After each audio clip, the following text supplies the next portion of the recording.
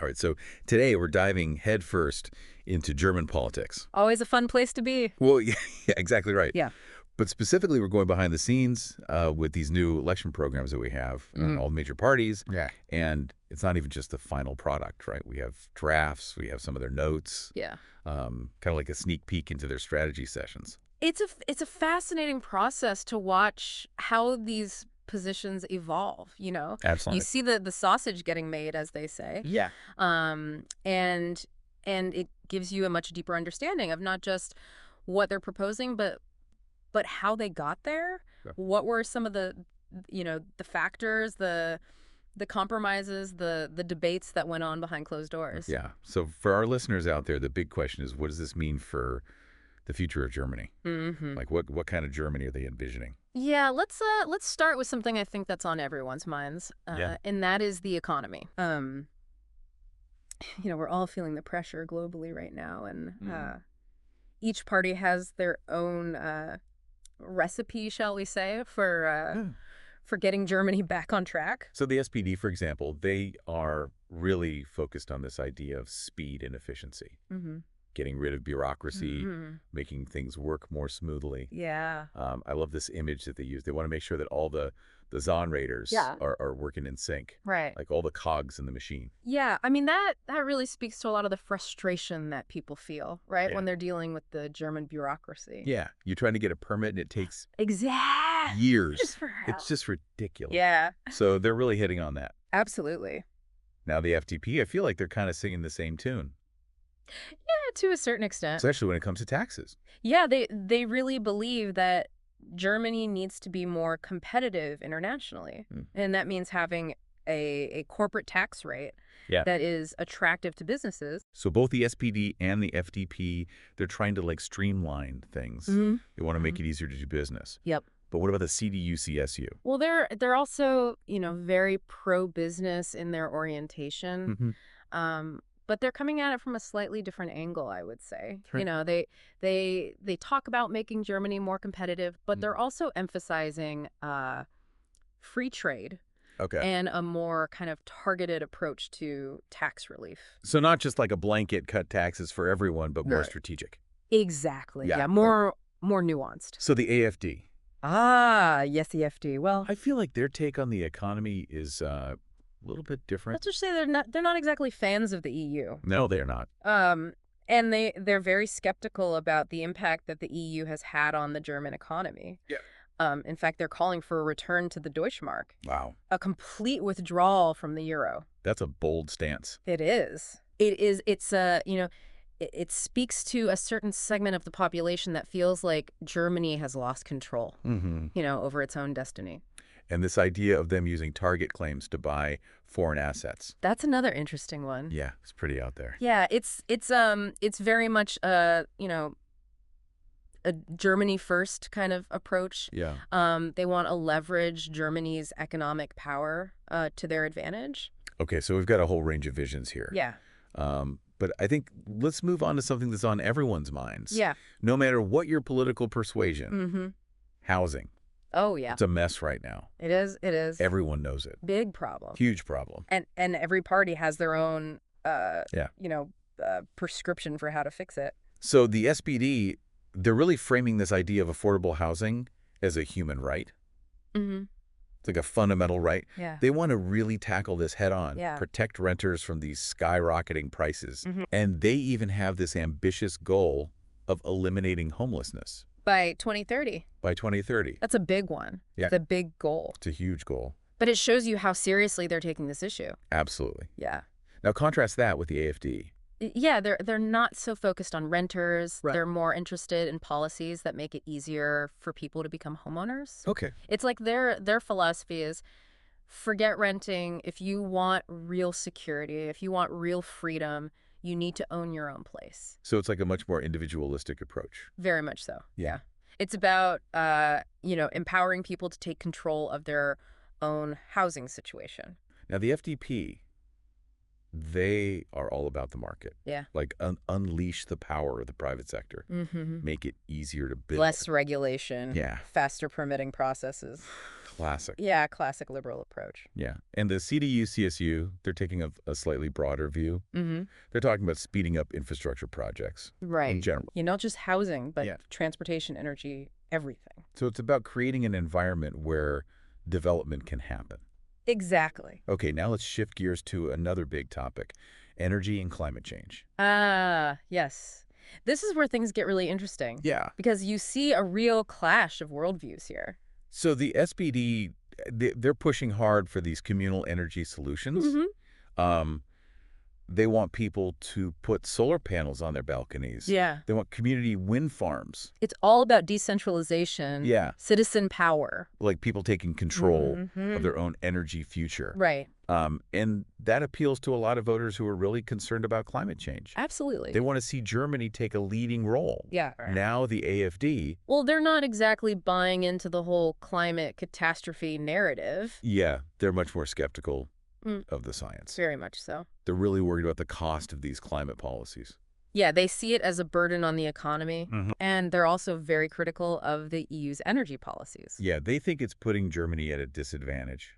So their focus is much more on energy security and affordability. Right. They want to make sure that energy is reliable and affordable for German businesses and consumers. And even if that means sticking with coal and nuclear. Yeah.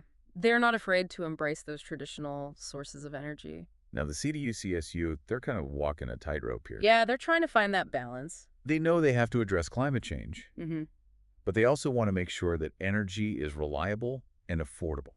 It's a tough balancing act. It is. And it's a debate that we're going to see playing out. Oh, yeah. In the years to come. Now, let's talk about social issues. Welfare, healthcare, and social cohesion. This is where you really see the parties grappling with the question of what kind of society they want to build. The SPD, for example, they are really focused on making sure everyone has access to affordable healthcare and long-term care. They want to limit those out-of-pocket expenses. Yeah. They want to make it easier for people to navigate the system. It's a classic social democratic approach. Yeah. You know, the belief that the government has a responsibility to provide a safety net for its citizens. And that resonates with a lot of voters who are worried about rising healthcare costs. Absolutely. Especially as they get older. Yeah. Now the AfD takes a completely different view. They're much more skeptical of the welfare state. Yeah. They see it as creating dependency, disincentivizing work. So their focus is much more on individual responsibility. Very much so. Self-reliance. Yeah. Now the CDU-CSU, they're trying to find a middle ground here. They're talking about strengthening social cohesion. Yeah. Promoting shared values.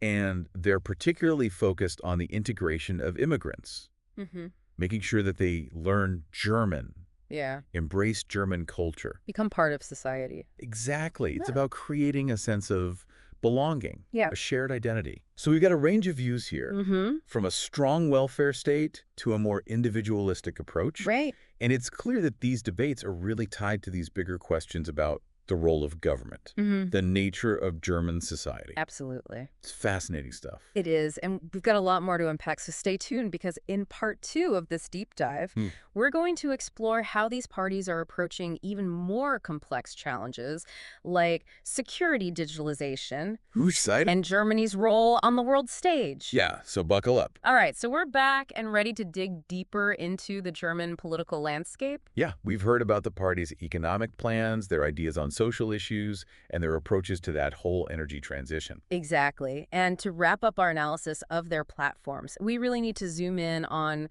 what they're saying about the European Union and those international relations. Right, like where does Germany fit in on the world stage? Right. It's where we see the party's visions for Germany's role in the world start to crystallize. And trust me, there might be some surprises in store for our listeners out there. Oh, I love surprises. Yeah. Okay, so first up, let's revisit the SPD's approach. Well, they're really hammering home the importance of strengthening alliances, particularly with France. Makes sense, right? It's a classic cornerstone of German foreign policy, maintaining that strong partnership at the heart of Europe.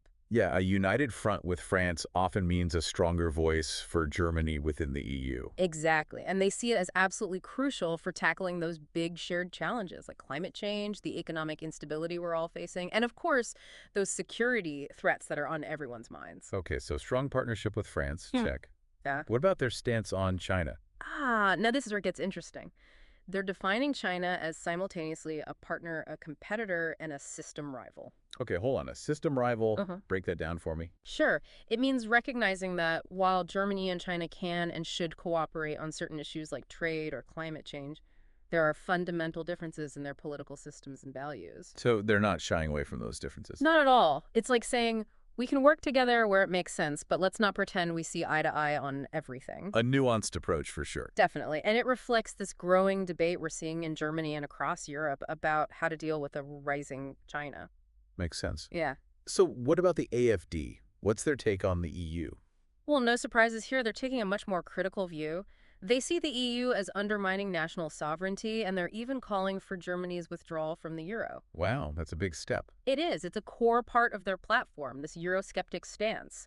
They see the EU as an overreaching bureaucracy, eroding German independence and imposing policies that don't serve German interests. So their vision is for a Germany that's more independent, charting its own course. Exactly. A more nation-centric approach, putting German interests first. It appeals to voters who feel like Germany has given up too much control. Okay, so the AfD wants out of the EU. What about the CDU-CSU? How are they approaching things? Well, they're taking a more pragmatic, maybe even cautious approach.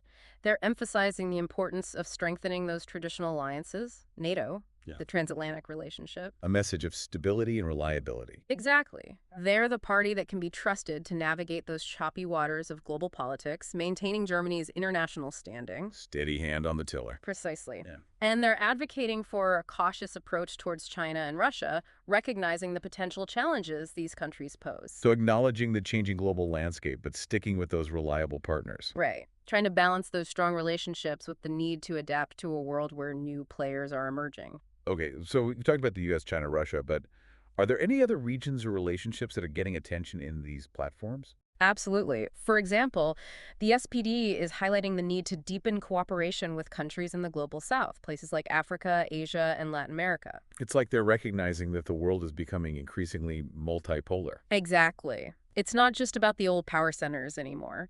Germany needs to engage with a wider range of partners to tackle those global challenges we talked about. And I guess that also suggests a desire to position Germany as a leader in promoting sustainable development and global cooperation. Right. They're aiming to leverage Germany's economic and technological strengths to make a positive impact on the world stage. Now, what about the FDP? Are they focusing on any particular regions or partnerships?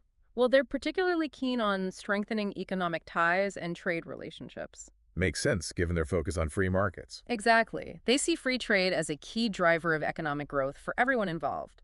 They're advocating for a reduction in trade barriers and completing trade agreements like the EU-Mercosur deal to open up new markets. So spreading the wealth, so to speak. Yeah, creating a more prosperous and interconnected world through trade. Now, is the CDU-CSU on board with this emphasis on free trade? Oh, absolutely. They are strong proponents of open markets, but they also stress the importance of fair competition and a level playing field. So making sure everyone plays by the rules. Exactly. Trade should benefit everyone, not just large multinational corporations. And are there any other areas of international cooperation that they're highlighting? They're particularly focused on security and defense cooperation, especially within NATO and with their European partners. So reinforcing those existing security structures. Right. They see a strong and capable German military as essential for European defense and as a key contributor to NATO. They're also emphasizing the need to invest in new technologies to address those emerging threats like cyber attacks and hybrid warfare. So recognizing that the nature of security is changing and Germany needs to keep up. Absolutely. It's not just about traditional military power anymore. Okay, so we've covered a lot of ground here, exploring the different party stances on a whole range of international issues.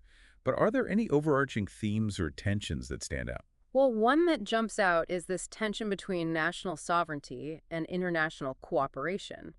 That's a tough one. How do you balance the need to protect your own interests with the need to work together with other countries? It's a fundamental question, and one that voters will be grappling with as they consider which party's vision resonates most with them. And I think another key theme is the challenge of managing relationships with those rising powers like China. Absolutely. It's a delicate dance, figuring out how to engage with a country that is becoming increasingly powerful and assertive while also upholding your own values and interests. No easy answers there. So as we wrap up this part of our deep dive, it's clear that the German political landscape is pretty diverse. It is. with parties offering a range of approaches to those key issues. But amidst all these differences, is there any common ground? You know, despite their differences, most parties seem to agree on the importance of maintaining Germany's economic strength and its commitment to social welfare. Makes sense. Yeah, Those are the foundations of Germany's success. exactly. And they also seem to agree that Germany needs to adapt to a changing world, one that is more complex, more interconnected, and more uncertain than ever before. All right, we're back for the final part of our deep dive into German politics. The home stretch. We've heard about their economic plans, their ideas for social change, their vision for Germany on the world stage. It's been a journey. But, you know, no political conversation these days is complete without talking about security. Absolutely, right. And as we've seen throughout this deep dive, security concerns are kind of baked into every other issue. Whether it's immigration, the economy, international relations, it's all connected. Yeah, so let's zoom in on how each party is approaching this whole challenge of keeping Germany safe in a world that feels, let's be honest, a bit shaky right now. A little bit unstable, yeah. And this is where it gets really personal, right? Yeah. I mean, how safe you feel in your daily life, your ability to travel to work, to connect with others.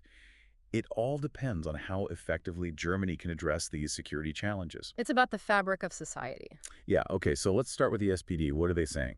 Well, their program puts a lot of emphasis on strengthening those security forces. Okay, so the police intelligence agencies. Exactly. And also the judiciary. They want to make sure these institutions have the resources they need to tackle the kinds of threats we're facing today. So are they talking about specific investments, like new equipment training programs, or is it more of a broad vision? It's more about laying out a vision of a modern, well-equipped security apparatus, one that can effectively respond to a whole range of challenges. So terrorism, cybercrime, organized crime. All of the above. Yeah. They want to make sure Germany is prepared for anything. So it's about making sure the police and the courts have what they need to do their jobs in a world where the bad guys are, constantly finding new ways to cause trouble. Exactly. The threats are evolving, and so too must the response. Okay, so that's the SPD. Now what about the AFD? We know they tend to take a much tougher stance on security. What are they saying? Their platform is all about reinforcing control and taking a hard line against anything they see as a threat to German society. Okay, so tighter borders, stricter law enforcement. Absolutely. And a particular focus on addressing what they see as threats stemming from immigration. So their approach is more about drawing a line in the sand and saying, this is what we stand for, and we're not going to tolerate anything that undermines our values or our way of life. Exactly. It's about reasserting control and protecting what they see as the core of German identity. So what specifically are they proposing to achieve this? Well, there are some controversial elements in their program. For example, they want to ban Friedensrichter, which are alternative dispute resolution systems used by some immigrant communities. I've heard of those. They argue that these systems undermine German law and create parallel justice systems that operate outside the state's control. So it's about asserting the authority of the state and ensuring that everyone is subject to the same laws and the same system of justice. Exactly. It reflects a deep concern that Germany is losing its cohesiveness and that these parallel systems are a threat to social order. It's definitely a very different approach from the SPD's focus on modernizing existing institutions. Right. It's a much more assertive, some might say aggressive approach to security. Okay, so we have the SPD on one end of the spectrum, the AFD on the other. Now, where does the CDU-CSU fit into all of this? They often try to strike a balance, don't they? They do. And their security platform reflects that. They're calling for tougher penalties for crimes, particularly those targeting vulnerable groups. So that sounds like they're taking a page from the AVD playbook. To some extent. Yeah. But they're also advocating for a more robust and technologically advanced approach to law enforcement. For example, they want to give police and intelligence agencies greater powers in the digital realm to combat terrorism and crime online. So it's like a combination of the tough-on-crime approach with the recognition that security in the 21st century requires new tools and strategies. Exactly. They're trying to find that sweet spot between protecting people's freedoms while also ensuring their safety. But how do they propose to achieve this balance in practice? Well, for example, they want to give security agencies greater access to digital data. This would allow them to monitor online activity and track potential threats before they materialize. I can see how that would be controversial. Some people would say that's going too far. Absolutely. It raises serious concerns about privacy and civil liberties. But the CDU-CSU argues that these expanded powers are necessary to keep up with the evolving nature of security threats. It's that classic dilemma. How much privacy are we willing to sacrifice in the name of security? It's a question that every society is grappling with, and there are no easy answers. Now, shifting gears a bit, I'm curious to know if any of the parties are talking about the role of the military in ensuring Germany's security. Yes, definitely. And this is where we see some interesting distinctions.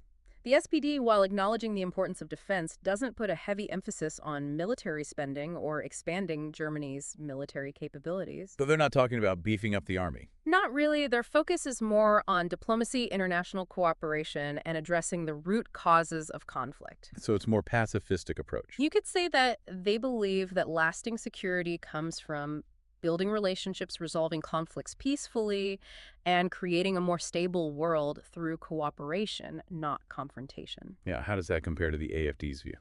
Well, the AfD sees a strong and well-equipped military as absolutely essential for defending Germany's interests. They're very critical of what they perceive as Germany's weak defense posture, and they're calling for increased military spending and a more assertive foreign policy. So a more traditional view of security strength through military might. Exactly. They believe that Germany needs to be able to defend itself independently and project power on the world stage if necessary. And what about the CDU-CSU? Where do they fall on this spectrum? They're somewhere in between. They acknowledge the need for a strong defense, but they're not as hawkish as the AfD. They support increasing military spending, but they also emphasize the importance of transatlantic relations and maintaining a strong partnership with the United States. So a more balanced approach. Yeah. Recognizing that military strength is important, but that diplomacy and alliances are equally crucial. Precisely. It's about finding the right mix of hard power and soft power to navigate the complexities of the 21st century security landscape. Well, we've certainly covered a lot of ground in this deep dive. We have, from the economy to social issues to foreign policy and security. And it's clear that there are some pretty significant differences in how these parties see the challenges facing Germany and the best way to address them. Absolutely. And these differences reflect deeper ideological divisions about the role of government, the nature of German society, and Germany's place in the world. So ultimately, it's up to the voters to decide which vision resonates most with them. Exactly. The future of Germany is in their hands. Well, thank you for joining us for this deep dive into German politics. We hope you found it informative and insightful. We've tried to provide a balanced and nuanced view of the political landscape, and we encourage you to continue exploring these issues and engaging in the political process. Because ultimately, an informed and engaged citizenry is the foundation of a healthy democracy. Couldn't have said it better myself. So stay curious, stay engaged, and most importantly, stay informed.